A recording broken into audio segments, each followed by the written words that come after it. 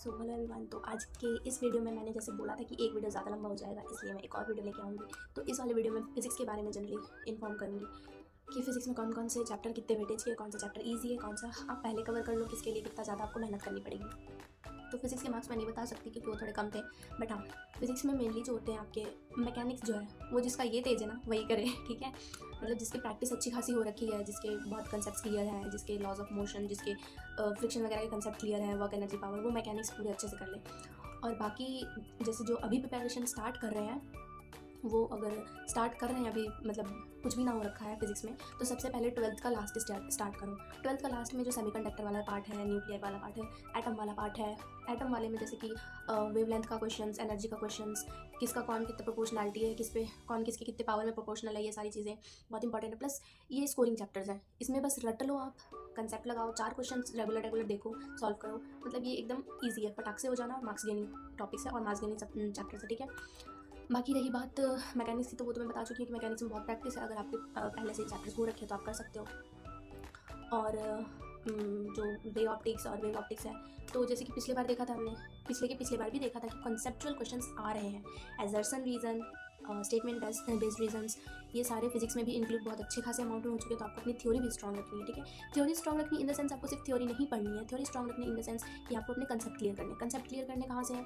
Of course एक बार NCERT का reading मारो और उसके बाद आप यूट्यूब पे जाओ, या फिर आपके पास जो भी कोचिंग वगैरह के मॉड्यूल्स में अगर अवेलेबल है तो आप उससे करो, या फिर आपको अगर चाहिए हो तो मैं इसके लिए वीडियो बना दूँगी कौन कौन से यूट्यूब चैनल से जहाँ से आप इन सब चीज़ों को देख सकते हो। लास्ट ईयर क्या हुआ था कि फिजिक्स में एक्सपेरिमेंटल केमिस्ट्री जुड़ा था, एक्सपेरिमेंटल फिजिक्स जुड़ा था। एक्सपेरिमेंटल फिजिक्स में क्या था कि स्क्रू गॉज ये सब तो पहले से थे, लेकिन उनका मतलब और कुछ टॉपिक्स जैसे डैम्पिंग वगैरह जुड़ा था, ठीक है। तो ज़्यादा नहीं, उसमें उतना ज़्यादा ध्यान नहीं देना, ये तो पहले से थे ही, बट वो वाले पार्ट को भी थोड़ा कर लो कवर। मतलब बस नॉर्मल फॉर्मूला पता हो, क्या करता है, क्या है, क्या बारे में बोल रहा है, अगर दे दिया तो बिल्कुल भी यहाँ से नलवट्टे सन्नाटा नहीं रहता, ठीक है। कुछ आना चाहिए। तो उधर एक्सपेरिमेंटल का टेंशन खत्म। 12th का लास्ट पार्ट एकदम अच्छे से कर लो। यूनिट एंड मेजरमेंट से हर साल 2 क्वेश्चन आते हैं, एक तो सिग्निफिकेंट फिगर्स का, या तो ये स्क्रू गॉज वगैरह का, तो ये अच्छे से कर लो। दूसरा कोई भी एक आपका यूनिट बेस्ड क्वेश्चन हमेशा ही आता है, ठीक है। तो अब इनफैक्ट अभी से 2 बार तो 2 क्वेश्चन आ चुके हैं। एक तुम्हारा डायमेंशनलेस यूनिटलेस वाले क्वेश्चन, और एक तो यूनिट वाले जो होते हैं, तो वो अच्छे से कर लो क्योंकि वो भी स्कोरिंग चैप्टर है। तो ऐसे से करते करते मैं बता दे रही हूँ धीरे धीरे कि कौन कौन से चैप्टर से कितने मार्क्स आ रहे हैं, कितने क्वेश्चन आ रहे हैं, जो कि अभी रीसेंट का ट्रेंड है। तो जो 12th का लास्ट वाला पार्ट है उसको तो इतने अच्छे से कर लो कि उसमें से अगर एजर्सन रीजन आए, स्टेटमेंट बेस्ड आए, कोई भी क्वेश्चन आए, आपसे नहीं छूटना चाहिए क्योंकि वो बहुत ईजी चैप्टर है। बाकी रे ऑप्टिक्स और वेव ऑप्टिक्स तो उनका वेटेज तो पता है, उनके क्वेश्चन जो होते हैं वो एक तो टफ होते हैं, प्लस उनके थ्योरी आप अच्छे से कर लो अगर आपसे न्यूमेरिकल्स नहीं हो पा रहे तो। और जो नॉर्मल फार्मूलाज होते हैं उनको अच्छे से क्वेश्चन उनके कर लिया करो, ठीक है। जैसे जो भी चैप्टर आपको हार्ड लगे, ठीक, तो उसका बस एक अप्रोच है कि आप उस चैप्टर की जो थ्योरी होती है उसको पहले अच्छे से क्लियर कर लो, ताकि थ्योरी बेस्ड अगर कोई क्वेश्चन आए तो वो आप कर ले जाओ, ठीक। दूसरा नंबर कि अगर आपसे उस चैप्टर के न्यूमेरिकल्स नहीं बनते हार्ड वाले, तो प्लीज़ उसमें हाथ पैर नहीं मारो क्योंकि कोई फ़ायदा नहीं है। क्योंकि होता ये है कि जैसे अभी हम किसी चीज़ को प्रेशर में सॉल्व कर रहे हैं, वो हमसे नहीं हो रहा है, तो इन द लास्ट वो प्रेशर माइंड में बना रहता है कि हाँ ये क्वेश्चन मैंने किया था और ये नहीं हुआ था। बहुत लोगों के साथ होता है कि वो उस क्वेश्चन को और प्रैक्टिस करते जाते हैं और उनका वो चीज़ बन जाता है। बट हाँ, अगर आपके पास टाइम कम है तो आप ये चीज़ अपना सकते हो कि जो न्यूमेरिकल पार्ट है जो आपसे नहीं बनते, ऐसा नहीं है कि कोई ऐसा चैप्टर, कुछ चैप्टर्स होंगे जिनके क्वेश्चन आपसे सॉल्व नहीं होते। जैसे मेरे से रे ऑप्टिक्स के क्वेश्चन सॉल्व नहीं होते हैं, इनफैक्ट कभी नहीं होते हैं, हाँ कभी नहीं होते, बाकी सारे चैप्टर्स के हो जाते हैं। तो रे ऑप्टिक्स का सबसे अच्छा यही है कि आप उसके पहले नॉर्मल फार्मूलाज बेस्ड क्वेश्चन कर लो, ठीक है। जो PYQ है उन्हें कर लो, बाकी थ्योरी अपनी क्लियर कर लो ताकि थ्योरेटिकल क्वेश्चन हो जाए। और उतने डेप्थ में मत जाओ क्योंकि बाकी चैप्टर्स भी हैं और उनके भी वेटेज हैं अच्छे खासे हैं। तो सिर्फ रे ऑप्टिक्स, वेव ऑप्टिक्स और मैकेनिक्स करने में अपना दिमाग ज़्यादा मत लगाओ। आपको अपनी थ्योरी कंसेप्ट क्लियर करनी है। तो सबसे पहले आप क्या करो कि फिजिक्स में, जैसे कि मैंने बोला, अभी कंसाइज करके बता दे रही हूँ, 12th का जो लास्ट पार्ट है उसे क्लियर करो, ठीक। इलेक्ट्रोस्टेट्स और ग्रेविटी, ये सारे वाले चैप्टर जो है, मैग्नेटिज्म, ये इजी है, इनमें बस फॉर्मूला बेस्ड और थ्योरेटिकल क्वेश्चन ही बनते हैं, है ना। ऑफकोर्स पता ही होगा क्योंकि बस फॉर्मूला बेस्ड ही आते हैं यार आजकल, एकदम पर्टिकुलर टाइप के ही क्वेश्चन आ रहे हैं, ठीक है, अगर आए भी तो। और थ्योरेटिकल क्वेश्चन अच्छे से करने हैं तो आप सबसे, और मैकेनिक्स जिनका अच्छा है भाई वो कर लो, उनके लिए तो प्लस पॉइंट है। जिनका नहीं है, ऑफकोर्स बहुत सारे लोग हैं जिनका फिजिक्स उतना स्ट्रॉन्ग नहीं है, तो आपको उन सब चीज़ों में उतना ज़्यादा नहीं जाना है। इसकी वजह से क्या होता है कि हमें एक तो डिमोटिवेशन फील होने लगता है कि हाँ क्वेश्चंस नहीं बन रहे, फिजिक्स नहीं हो पाएगा। तो ऐसा नहीं है कि क्योंकि पिछले 2 ईयर से थ्योरेटिकल क्वेश्चन, स्टेटमेंट बेस्ड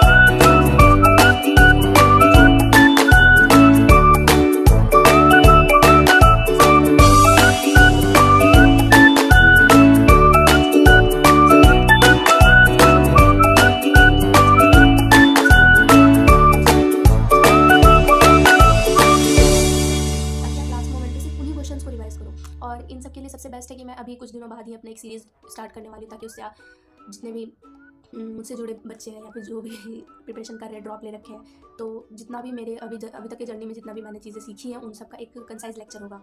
मतलब कि फिजिक्स के हर एक चैप्टर का पीवाईक्यू, फॉर्मूला सेट और कुछ पर्टिकुलर क्वेश्चन जो कि टेस्ट में भी आते हैं और बहुत ही ईजी और कंसेप्चुअल होते हैं, मतलब जो क्लासेस में भी कराए जाते हैं, ऐसे क्वेश्चन का एक सीरीज़ है जो कि अभी कुछ दिनों बाद मैं अपने चैनल पर डालूंगी। तो उसको फॉलो करते रहना, क्योंकि उसमें क्या होगा कि आपका चैप्टर एक तो जल्दी रिवाइज होगा, प्लस मैं सिर्फ वही पार्ट बताऊंगी जो आने वाले। कई बार ऐसा होता है जब हम कुछ सॉल्व करने बैठते हैं ना, तो वो किसी एक चीज़ में स्टक होकर रह जाते हैं और बस उसी में मेरा अपना टाइम वेस्ट हो जाता है, तो वो नहीं करना है, उससे बच जाओगे आप। प्लस आपका पूरा चैप्टर कवर होगा। ऑफकोर्स मैं टीचर नहीं हूँ और मुझे उतना भी नॉलेज नहीं है, लेकिन जो मैं बताऊँगी वो कहीं ऐसा नहीं है कि मैं अपने मन से बता रही हूँ, वो मैं बहुत जगहों से देख के ही बता रही हूँ, क्योंकि मैंने टेस्ट वगैरह बहुत दिए हैं, तो मुझे पता है कि टेस्ट में कौन कौन से क्वेश्चन आते हैं, मॉड्यूल्स के क्वेश्चन जो होते हैं। तो जैसे कि फिजिक्स के लिए तो मैंने यकीन का ही मॉड्यूल सॉल्व किया था, तो उसमें बहुत सही है। 3 टाइप के क्वेश्चन रहते हैं। एक तो फर्स्ट वाले पार्ट में बहुत ईजिली होते हैं, ठीक है। सेकंड और थर्ड पार्ट में तो मल्टीपल टिक वाले आंसर होते हैं, तो वो थोड़ा हाई लेवल का चला जाता है। तो अगर आपकी प्रिपरेशन बहुत ज़्यादा हाई की नहीं है तो उधर तक बढ़ो ही नहीं, क्योंकि अपने प्रिपरेशन के अकॉर्डिंग हमें सिर्फ एक सीट चाहिए। बोलते हैं ना, मांगने से तो मतलब जिसको तुम शिद्दत से चाहो उससे तो कायनात मिला देती है, तो हमें तो बस एक सीट चाहिए, इतना क्यों उसके पीछे करना। तो बस उस सीरीज़ को फॉलो करना अच्छे से, जिसमें मैं पीवाईक्यू के साथ साथ फॉर्मूला सेट के साथ साथ सब कुछ प्रोवाइड करूँगी, और सिर्फ वही क्वेश्चंस रहेंगे जो आपसे बन जाए, तो उससे कॉन्फिडेंस लेवल बिल्ड होगा। और ऐसे नहीं है जो आपका टाइम वेस्ट करे क्वेश्चंस, ठीक है। और अगर आपको लगे टाइम वेस्ट तो स्किप कर देना भाई, आपकी मर्जी। इससे फास्ट रिवीजन हो पाएगा आपका, और 2-3 बार लेक्चर देखोगे तो आपका एक चैप्टर तो बढ़िया से 2-3 बार रिवाइज हो ही जाएगा, ठीक है। सो और कोई क्वेश्चन अगर हो आपका तो आप कमेंट सेक्शन में बोल सकते हो। बाकी केमिस्ट्री के लिए नेक्स्ट वीडियो में जाओ और वहाँ पे देख लो कि केमिस्ट्री के लिए पर्टिकुलर आपको क्या करना है, ठीक है।